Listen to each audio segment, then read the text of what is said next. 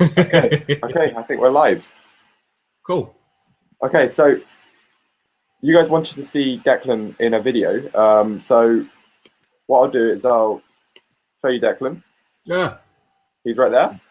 Uh, Hello. and so Declan, what's been happening with you so far?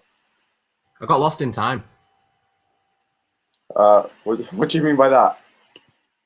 It was a joke. I know. Got Doctor Who on my mind.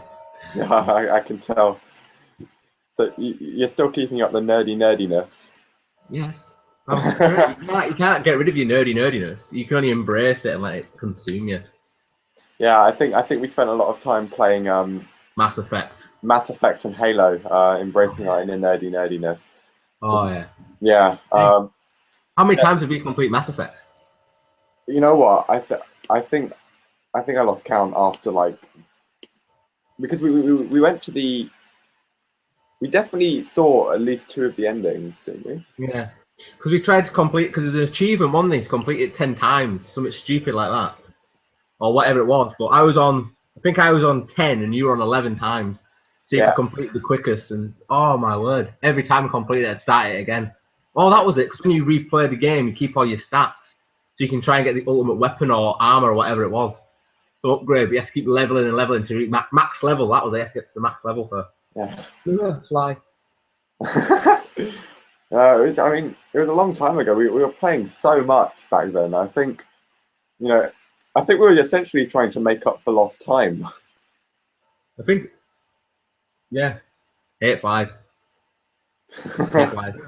Ran with wasp. I can't tell if the wasp or not. It's Mate, not a wasp. mate, if there's a wasp, there was a moth in my room the other day that was like the size. I can't even kid you. It was the size of my fist. It was like that, and it was in pitch black darkness. Like it was awful. I was having to track it with my squash racket. It wasn't fun. Oh, So no. so yeah, after I mean, people don't really know what happened to you after Rhodes Farm. So what happened? Where do we begin? So yeah, left Rhodes Farm, went back to school, all was well for a while. But the issue is when I left Rhodes Farm, I didn't fully recover. I don't believe in fully recovering. There's always someone down the line that's going to bite you in the bum. Um, and my issue was when I left Rhodes Farm, I got binge eating. Never had it before, never had it when I was anorexic or anything like that. I had binge eating. Now, obviously, a binge, but I didn't purge. That the idea of being sick, no, I didn't correlate with me. I couldn't do it. No. So I just binge. Now, my real big binging one was, you remember when we went to Alton Towers with BBC? Yeah, yeah, Yeah. yeah. That was my first real one that I could kind of recall and remember. That was my first episode. Now, when I left Rhodes Farm and went back to school, that was in the background. It only happened on very rare occasions. It wasn't like a continuous thing. It was only like on a weekend after being out with my friends having a few drinks. Obviously, it's when I was 15, so I shouldn't really be drinking as much as I did. Yeah, But the obviously, I orange thought, squash, you mean? Yeah. yeah, so I obviously thought that I was hungover and just needed some food inside me.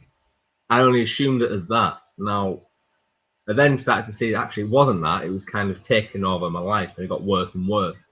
So obviously, I did bodybuilding and weightlifting when I was in Yeah, I school. remember that, some of the pictures you were posting a while back. Yeah, so I loved it. I absolutely loved doing weightlifting and bodybuilding. It was amazing. Obviously, since I trained hard and ate a lot at that age, I was fine. But then I wanted more. I wanted sweets, I wanted sugary stuff. I wanted takeaways, I wanted pizzas, and obviously I could have them in my life, but I wanted them in ridiculous sized quantities. Mm.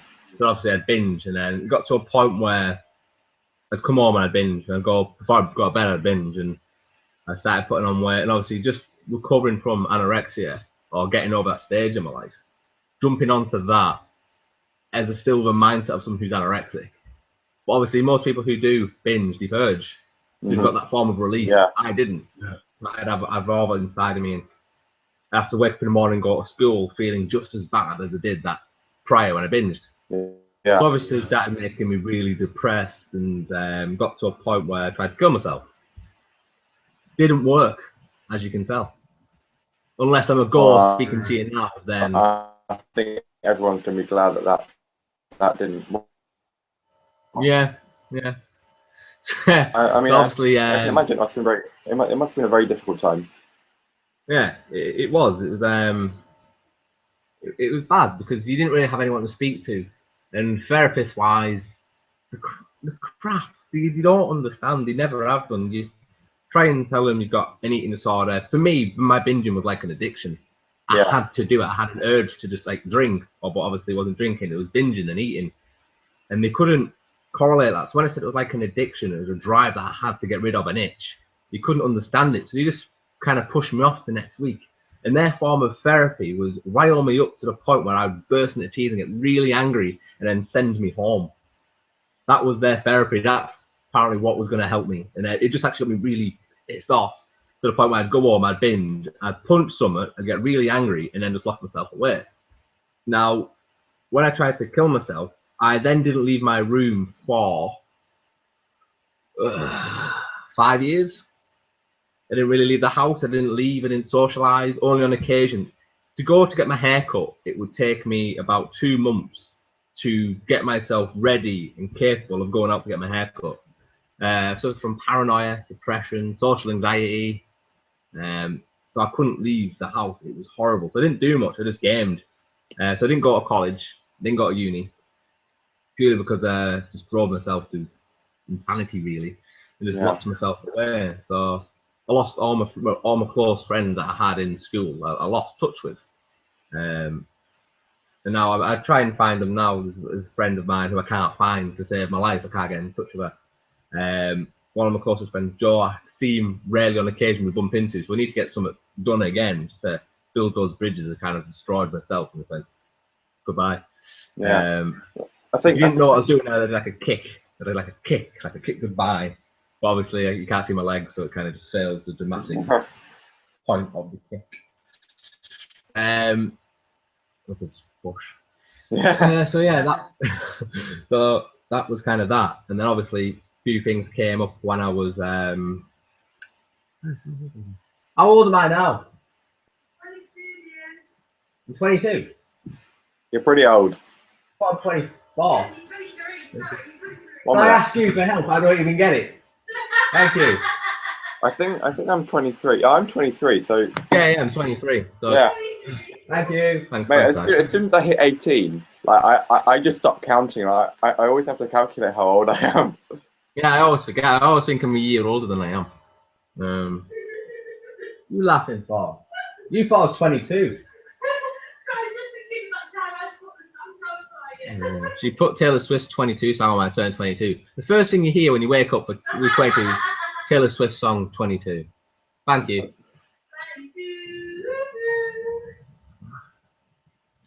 So yeah. So the thing that helped me recover was that mad one up there. So yeah, I went to. So who is that one, Declan? That mad one is Emma, my fiance. Really? Yes. So weird one. I went to a dentist to get my teeth checked out, and obviously it took me months to get this done. It was in February. I went for my birthday. Amazing enough, I had a bit of confidence around that point, so I knew I was aiming for it. So it was my birthday. I thought I'd go get my teeth checked out, and she's a dental nurse trainee, and she was on reception at that point. She's there, and obviously I didn't look up. At that point, I always looked down at my feet. I didn't look up. I didn't look at people. I keep to myself. But amazing enough, I had to look up at this point to see if I was being called, and I looked up and I just saw Emma there behind reception, and that was it. I had to know more about her, so I kept going back to the dentist, build up enough courage to try and find out what her name was. Eventually, I asked a member of staff what her name was, and we just went from there. What was that? I pretended I knew her from school. I see. That way, cause I think I know her. What's her name? What's her name? And it's like, oh, Emma Whitehead. Yeah. No, not a clue who she is. And, from there, been going. Would you say the word steady? I thought that's the phrase.